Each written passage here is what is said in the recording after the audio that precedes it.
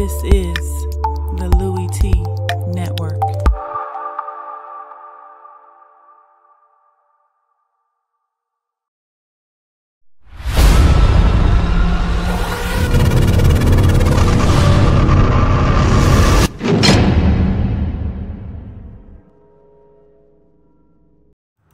Who else could it be but me, your me, Louie T? Welcome to lockdown coverage, week number 8 in the National Football League.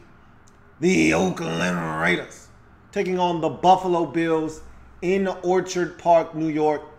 Most of the East Coast games were severely affected by the rain. This one in particular, a lot of turnovers, mistakes, mainly by the Raiders in this game that cost them. And I talked about the Raiders last week in that dramatic win over the Kansas City Chiefs on Thursday Night Football, and how that game was going to represent one of two things.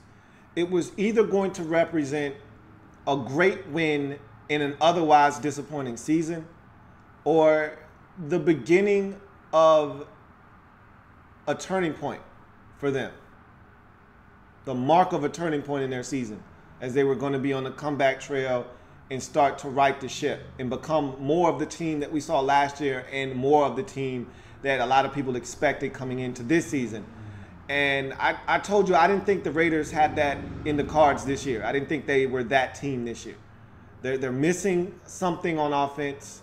They're not quite the same offensively. Defensively, they're better, but not much better. And so I thought last week was cute, but it wasn't something that you could count on the Raiders doing moving forward. I thought last week was an aberration, and I said this is going to be a great test. I mean, if you're the Raiders, this is exactly what you wanted. Sure, you would have preferred to go home and play the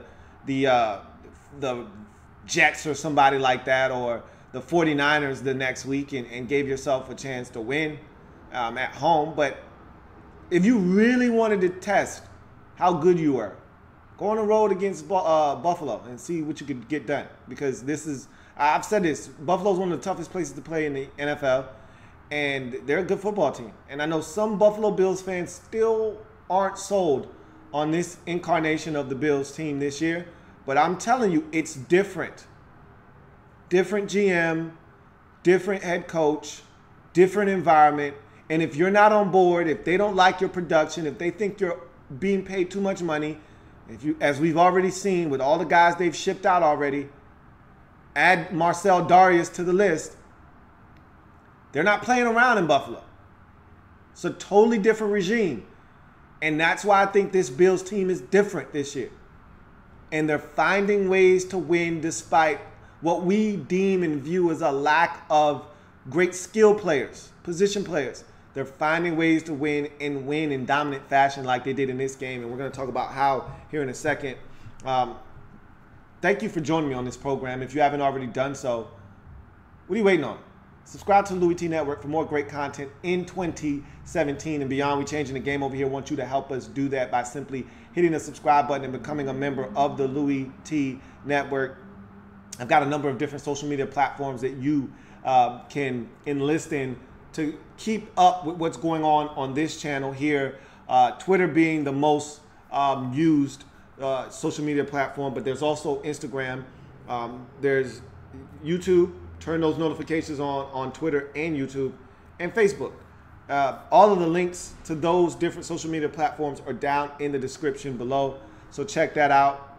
And also, you can donate to this channel using two different sites, Patreon or PayPal. Both of those links that you see before you are down in the description below this and all videos that I do. So if you can donate, by all means, please do so. And those are your two means by which you can.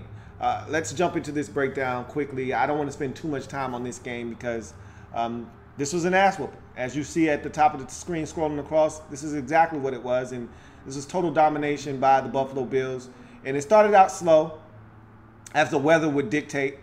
But once they got on their horse and they were able to, or in this case, they're Buffalo, and able to start riding all over the Oakland Raiders, it turned into a rout. And at one point, it got up to 27-7, and at that point, you knew this game was over.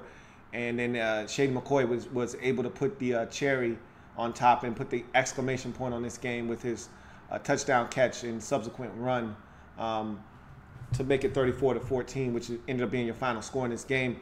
And we'll start there with the Buffalo Bills and their offense and Shady McCoy. And if you're the Oakland Raiders, shame on you, because the one guy you knew you had to stop in order to beat this Bills team was Shady McCoy. If there was one guy that you couldn't allow to get you, it was Shady McCoy. And he got you in this game. And he got you big time. And he hurt you in the pass game. He hurt you in the run game. And, yeah, it was wet. And he's not an easy guy to tackle when it's dry. So I get it. I understand that. But still, your main goal and objective should have been stop 25 at all costs. If we got to put 8 in the box and force Tyrod Taylor to find someone else to throw the football to, find someone else to give the football to, so be it. If O'Leary's going to beat us, if Zay Jones is going to beat us, if Jordan Matthews is going to beat us, if Deontay Thompson is going to beat us, so be it. But it won't be 25. It won't be Shady McCoy. And they allowed the one guy that could get him to get him. And I'll take it a step further. They let one of their old guys get him. It always feels good for an ex-player to get his former team. Raiders severely undervalued Andre Holmes. I really strongly believe this. They miss Andre Holmes. Not only on special teams, but they miss him in the red zone. That was a guy that Derek Carr used to go to quite often in the red zone. Big target, a guy that has better hands than he's given credit for. And the Raiders used to go to him quite a bit in the red zone. And you saw that in this game. They went to him a couple of times, made a great catch, got his feet down in the back of the end zone, had another big catch down to the 1 or 2 yard line, led to a Shady McCoy touchdown run. He did some good things against his former team. Good for Andre Holmes getting it done against the Raiders. But this Bills offense, I'm amazed each and every single week at how they're able to produce at the level that they are with the limited weapons that they have. I mean, Deontay Thompson last week was his first game with the Bills. They had signed him like Tuesday of the week prior. He comes in and puts up 100 and some odd yards receiving and was their leading receiver last week in their win. And I'm just like, wow. You don't know who's going to get you every week. I guess that's what also makes them dangerous. Is one week it could be Deontay Thompson, the next week it could be Jordan Matthews, the next week it could be Shady McCoy, and then Charles Clay all of a sudden comes back off of injury and then he gets you. It could be anybody, and I guess that's what makes them so unpredictable. Tyrod Taylor being able to escape the pocket and extend with his legs, rush if he needs to. I love the way he's protecting himself this year. He's the key to the offense. If he's healthy, they're a dangerous team. If he's not, they're going to struggle offensively because then you can just key in on Shady and you can get the job done. And they don't have anything behind Tyrod Taylor. They got a rookie in Nathan Peterman, and you got to keep Tyrod upright. And so they've done a pretty good job of doing that this year, and he's done a good job protecting himself. And this is a different team in Buffalo. I can't state that enough. They're not effing around. You know, if you're not contributing to this team, if you're looked upon as dead weight, if you're looked upon as a mistake made by the last regime, we're going to get you out of here fast. And Darius, they were looking at that contract that he signed under the old regime, and they said, we didn't do that, and we don't believe he's going to be a player that we can count on moving forward. He's not a building block player with this franchise moving forward. Let's get him out of here. And so they did. And they got him out of there for a hot ham and cheese sandwich. And so the Bills aren't playing around. And I've said this before. I talked about it when they traded Samuel Watkins. I talked about it when they allowed Robert Woods to walk away. I talked about it when they went and traded for E.J. Gaines and when they traded Ronald Darby, how this Bills organization, they're coming in and they're changing the culture. They're turning over this roster. And this is how it goes in this league when a new GM comes in, more so than a new head coach. A new head coach may not believe in you, but if there's the same GM that went out and signed him as a free agent or drafted him into the league, he's going to believe in that player, even if the coach doesn't. But if a new GM comes in and he looks at all of this stuff and he's like, okay, I didn't like that guy in the draft when I was at such and such. In the case of Brandon Beane, he's looking around and he's like, when I was in Indy, I wasn't a huge fan of this guy or that guy. And he's making a lot of money here, and I don't really see the production matching up. He's never healthy. How about we get some other guys in here? And that's essentially what they did. They came in, they assessed this football team, they looked at the guys that they thought could help this team moving forward. They kept them, and the guys that we thought were so-called leaders and big-time playmakers like Samuel Watkins, like Marcel Darius, like Darby, like Stephon Gilmore, like Robert Woods, guys that were key contributors that we thought. They got rid of all of those guys, either allowing them to walk in free agency, trading them away, or showing them the door. And so they've changed this roster, and they've changed, more importantly, the culture of this Bills football team. No longer are guys like Super Mario on this roster that show up one week and don't give a damn the next. They've gotten rid of those guys. No more gone are the days of guys underachieving like Marcel Darius was this year, not performing up to the life of that contract. Get him out of here. No more are the days of guys who the numbers suggest they should be much better, but they're not available enough for them to produce at the level that we expect. Get them out of here. They're changing the roster. They're changing the culture. That's why they're winning in Buffalo. It's a different team. Sean McDermott has these guys believing every single week that they can win with the guys that they're putting on the field. Whether you believe it or not, they're getting it done. And I love it. I love it. I think this team is dangerous this season. And I think for the first time in a long time, I look at this Bills team and I say, this is a playoff football team in Buffalo. They're going to make the playoffs for the first time since 1999. The longest playoff drought in the entire National Football League will be ended this year if Shady McCoy and Tyrod Taylor stay healthy. Those two guys stay relatively healthy, this team will make the playoffs. If anything happens to those guys for any amount of time, and I'm talking 4 to 6 week stretch, this team could see their season fall apart at the seams. But if those guys stay relatively healthy, this Bills team is making the playoffs this year. That's how confident I am in the culture change and what Sean McDermott is preaching to these guys. You do realize that this team easily could be and probably should be 6-1 right now. They should have beat Carolina in week 2.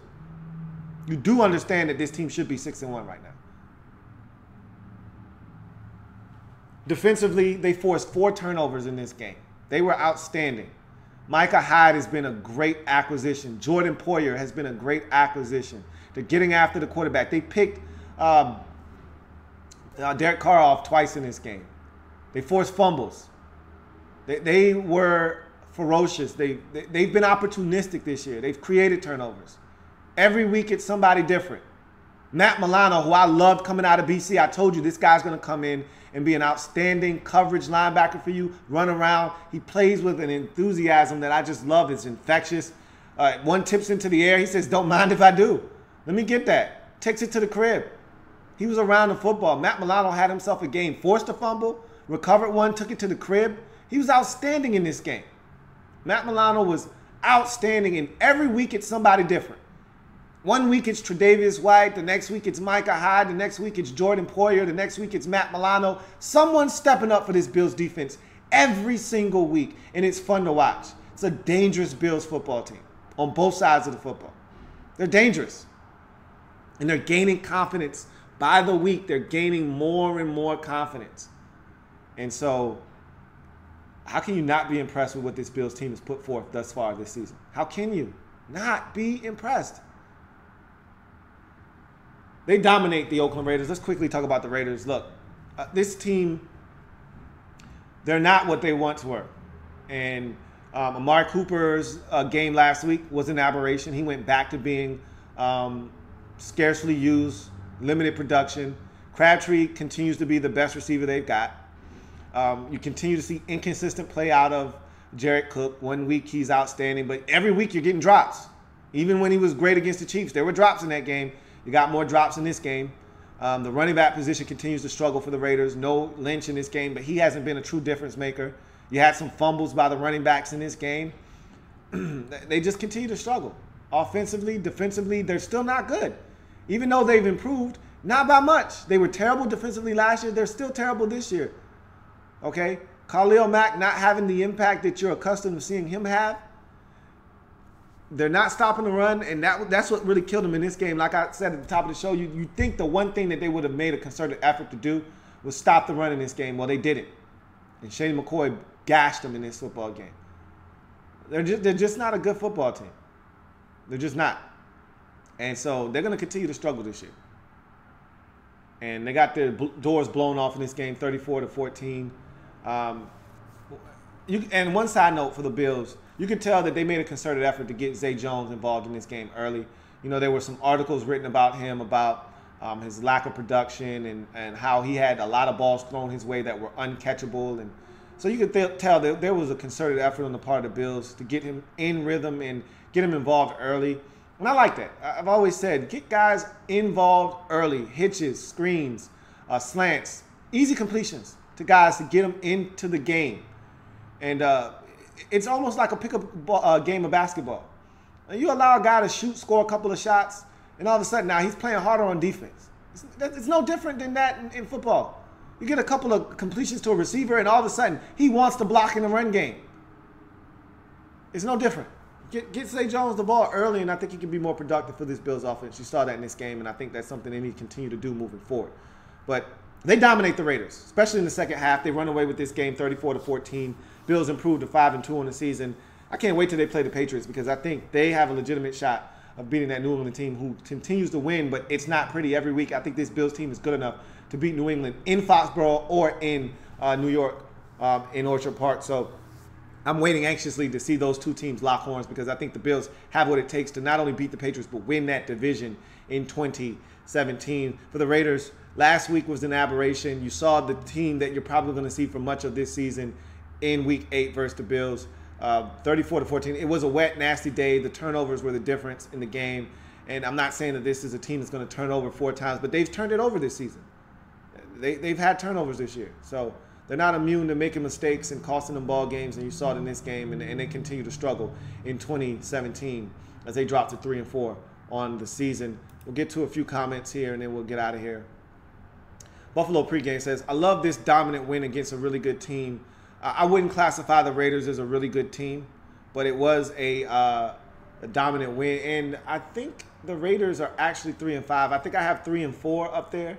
I think they were on a 4-game skid, so they may actually be 3-5 now. But in any event, he says if we win Thursday, it'll be the best Bills starting record since 1993, and you're gonna beat the Jets on Thursday Night Football. And this is a really good team, and I fully expect them to make the playoffs if they are healthy. Silver V says the Bills have a nice O-line. Khalil Mack was not a factor.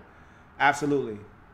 John Perez says, what's wrong with the Raiders? They're not the same team we saw last year when they ran over just about every team they faced. Well, last year, remember, they won a lot of close games. Let's not act like they were steamrolling teams 42-13.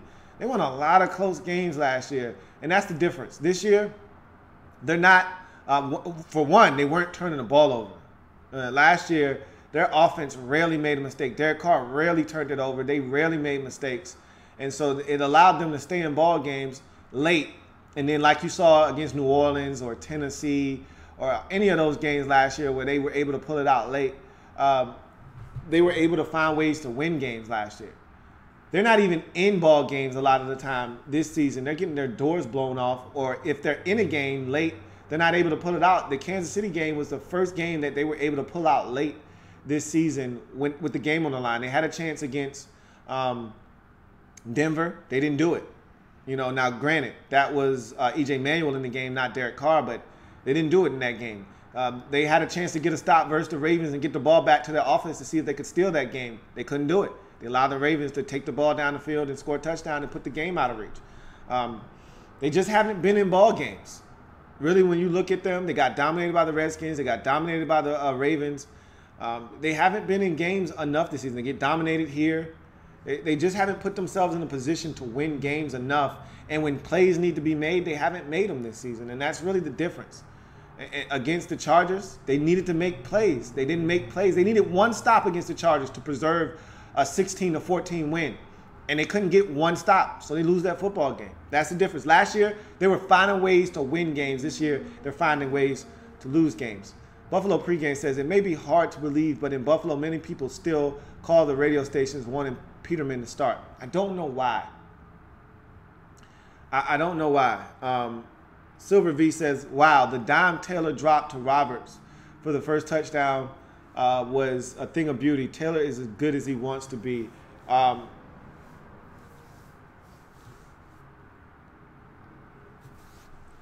Excuse me.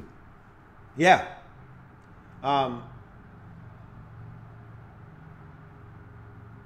I've seen Tyrod Taylor play some outstanding football. I've seen him be pinpoint accurate with the football. The sky's the limit for Tyrod Taylor. I have no doubt in my mind that he can get the job done. And I've said this numerous times.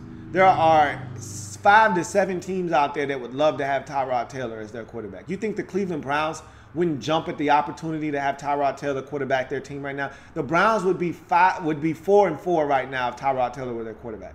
I mean, it's crazy. It's funny because fans in specific cities don't realize what they have. They don't value their quarterback the way that they should. They don't appreciate what they have, and they won't until it's gone, until that quarterback's gone. The Redskins are the same way with Kirk Cousins. The Bills fans are the same way with Tyrod Taylor. I probably could name another 2 or 3 quarterbacks, Andy Dalton in Cincinnati, that aren't appreciated in their cities, Alex Smith in Kansas City, that isn't appreciated the way that they should be. But when they move on, you're going to miss them. And you're going to be like, damn, we effed up. And it's too late. Buffalo pregame says Bills could be 7-0. That Cincinnati game was also 1 or 2 plays away from being a win. Absolutely. Absolutely. This team could be undefeated right now. The Carolina game stuck out at me because I remember that throw that Tyrod missed to Zay Jones wide open to win the game on the second to last snap. Like, he's got to make that throw. You know, and I would love to have seen Zay make a play there and bail his quarterback out, but that throw if that throw's on the money, it's a touchdown. You win that, you'd steal that game 10-9. John Perez says, I can see Sean McDermott as Coach of the Year candidate if the Bills continue to win the way they are right now. No doubt about it. As a matter of fact, I take it a step further. He's going to win it. If they make the playoffs, remember, the Bills have the longest postseason drought in the NFL currently. Haven't made the playoffs since 1999 and the Music City Miracle in Tennessee. That's the last image we have of the Bills in the playoffs. If he comes in his first season and reverses their fortunes, he's winning Coach of the Year. No doubt in my mind. Steve 822009 says, what's with Carr? I hate when teams insist on paying QBs mega money after one good season. I wish my job would give me a crazy raise after 1 year of decent work. Well, it's not just Derek Carr. You know, remember, he did get banged up. He's not 100%. No matter what he says or anybody else tells you, he's not 100%. But it's not just him. Amari Cooper's not making plays. Jared Cook Jr. is dropping a football. He doesn't have a run game to speak of. It's not just him. You know, is he playing up to the level that he played last year? No. But are guys making plays for him either? No. It's not just him, though. You know, it's not just him. It's a collective effort. He's not being protected the same way he was last year. This offensive line isn't as good as it was a season ago. He rarely got touched. And I told you, Derek Carr, under pressure, makes mistakes. This goes all the way back to Derek Carr at Fresno State. Pressure has always been his biggest detriment. You put pressure on him, he will make mistakes eventually. And that's what you're seeing this season. He's fine, though. He's still a franchise quarterback. It's just that this Raiders team as a whole has been disappointing this season. Cloud says this Raiders team has been disappointing. That's an understatement. Cloud says, do the Ravens regret losing Tyrod Taylor? No, they don't. They won a Super Bowl with Joe Flacco. If they had that situation to do all over again, they would do it 10 times out of 10 the same way. Maybe they would have re-signed Flacco a little bit sooner so they wouldn't have had to pay him as much money. But other than that, they would have did it over again because they won a Super Bowl. And you can't discount the fact that they won a chip with Joe Flacco. Yeah, a lot of people sit and kill Flacco. You know how I feel about Joe Flacco. He hasn't had a great year, but he's won a Super Bowl. And you can't discount that.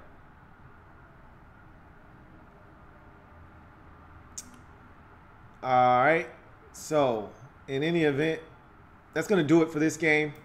Bills dominate the Raiders in every facet of this game. 34-14. Go to 5-2 on the season.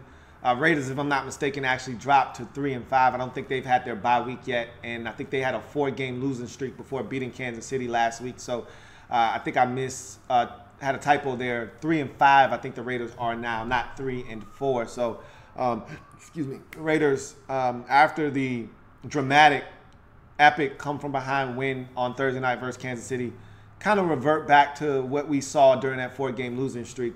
Turnovers, mistakes, and not enough offensive production as they get dominated on the road against the Bills and drop to 3-5 on the season. If it happens in the National Football League, whether big or small, we cover it all here on the Louie T Network. Come back and join me as I've got plenty more games to break down here on Lockdown Coverage. You know what it is. Every single game from Week 8 here on this channel. And I've got some great games to look at. You're talking Seahawks and Texans. What an epic game that was. Jets and Falcons. That wasn't a slouch either. Among the other games that I have to look at, Saints, Bears came down to the last possession of the game. So stay tuned. Many more games to come. Lockdown Coverage. Your man Louie T covering the entire league like a blanket. I'll see you in a second. Don't you go